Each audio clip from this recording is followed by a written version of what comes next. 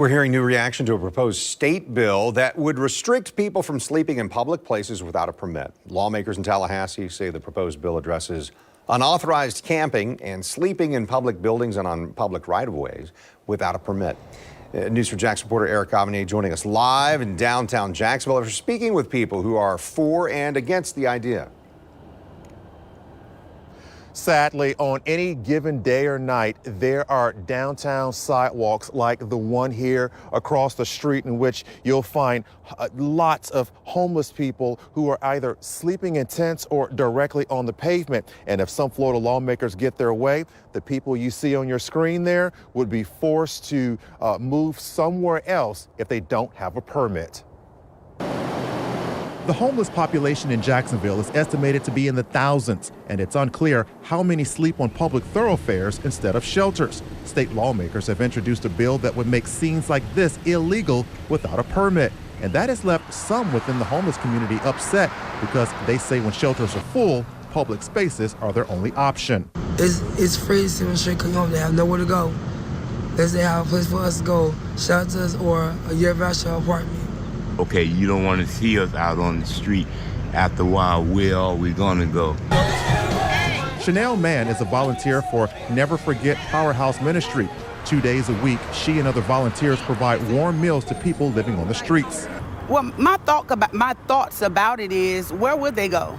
Who they can go to? Who's going to help them?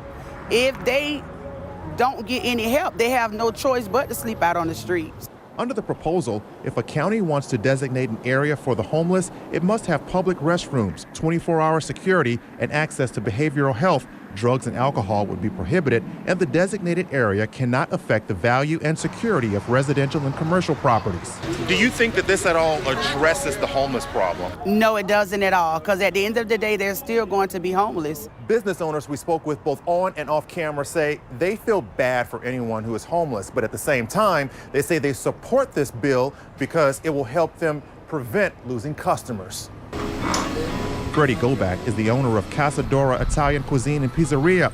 He says the sight of homeless people sleeping next to the front door and around the outdoor tables scares customers away. It does not look good when people camp in front of the place with all their belongings.